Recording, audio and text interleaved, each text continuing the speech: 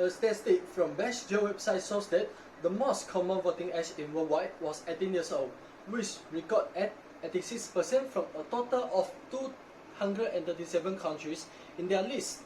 This category including Australia, Argentina, Belgium, Brunei, Canada, China, Denmark, and so on. Thus, it can be seen that the lowering of the voting age from 21 years old to 18 years old is uncontroversial since majority of the countries practice it. However, this situation was totally different in Malaysia, even though both Dewan Rakyat and Dewan Negara approved the legal amendment about lowering voting age from 21 years old to 18 years old on July 16, 2019. But the voting age still maintained at 21 years old for now, and assume will start effective in next general election on 2023. I believe that some of you will think that it's not the time yet to lowering our country voting age to 18 years old. So, my name is Chong Jin Zhe with matrix number 254482. A very good morning to Madam and also my fellow classmates. Today, I'm going to be here to talk about why Malaysia should compulsory starting voting age at 18 years old. First of all, young people have adult responsibilities but are denied the same rights. Teenagers, for those at 18 years old, they are starting to contributing and involve themselves into community practice. In United States, their teenagers take part in social movement. For instance, Black Lives Matter, March for Our Life, and the Sunrise Movement. So, it shows that how patient of them desire to contribute in society development, even with a very little power only. In Malaysia, although the society development is less advanced than United States, but there's still a huge amount of Malaysian youth involved in social responsibility. So, according to the research of University Putra Malaysia (UPM), apart from the Malaysia Youth Council (MBM), there are nearly 2,450 active youth associations in 2006. In this era, we must admit that young people can also obtain the adult achievements. Most of people will think alike.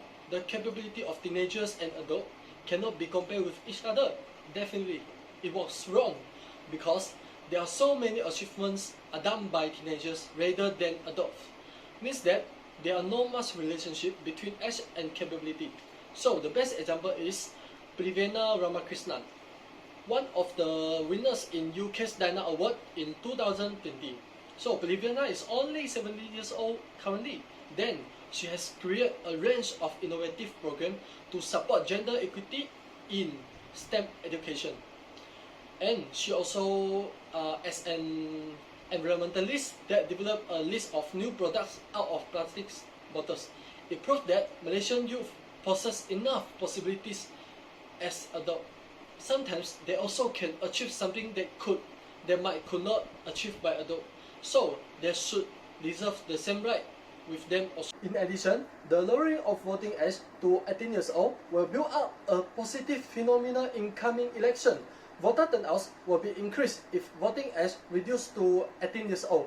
The Yusof Ishak Institute or ISIS conduct a research on lowering voting age in Malaysia, and official estimates that the voter base is expected to increase from 14.9 million in the last general election to 22.7 million in the next general election by 2023. So, when the voting base become larger, the voter turnouts will rise up also. It can make sure the people representative gain sufficient support from their local citizens. So next, it also can let more young people appear in parliament as people deputies. The political situation in Malaysia today is towards aging, which average age in Dewan Rakyat is above 50 years old. In my view, the biggest reason for this situation is not because of Malaysia does not consist enough talents, but due to the voting age is too high. If the voting age set at 21 years old, most of the people will only concerned about country political issues when they are qualified to vote.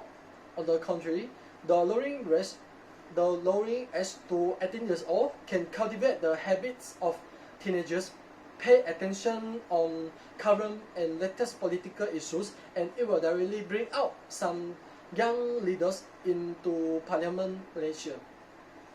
So, besides that, teenagers also possess a better analytical skill compared with older. It is worth mentioning that the young generation is now in an industrial revolution 4.0 era, and everything their exposure is completely different from the past. When we trace back to 18th century, the education at the time is more on in-class knowledge, but now has been appended with multi-curricular activities.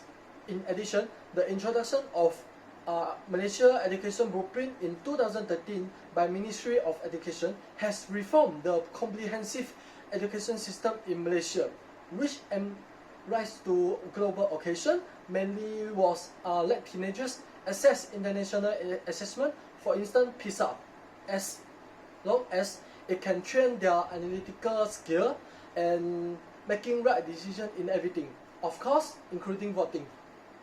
It is necessary in the general election. We must be able to analyze the credibility of the elector in order to see whether the election manifesto can be realized or not.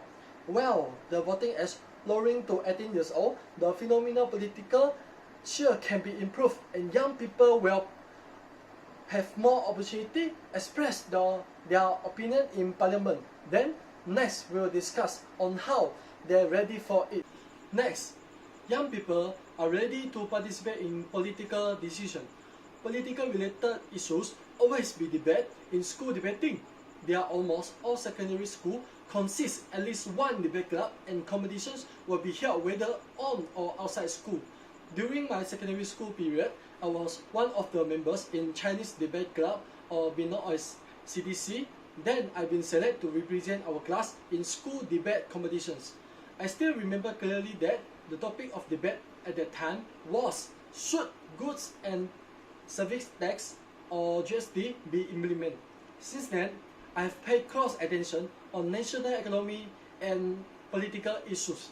The lesson we can learn from my story is teenagers step up in political related debate while brainstorming about the issues, thus it might make them interested in politics. Next, democracy system being formed at secondary school. The best thing I was student in my secondary school is I responsible as a leader or chairman in few clubs. For instance, volleyball club, handball club, and 24-season drum club. At that time, my position was not authorized by club teachers but the members in the club. So the process is there are several students will be proposed as chairman, then club members will vote for their favorite people on a one people one vote basis. In this way, we can understand that the ideology of democracy has long been shown among students in secondary school, and I believe that they are ready to have a hand in the real Malaysia democracy system, which is general election. Today, all political topic is fully disclosed on the internet. In this rapid information transmission era, everything is fully disclosed on the internet. Of course, political issues are not exception. Especially teenagers are the specialists in this field, and so they can easily get any latest political topic on the internet, such as Facebook, Instagram, WhatsApp, Twitter, and electronic news also. From the beginning of the year until now, there are a total of 76 Malaysia political news being reported by Today newspaper, which the largest fully digital newsletter in Singapore. Since teenagers can easily access the information, so they will start discussing with people around and deeply explore the issues.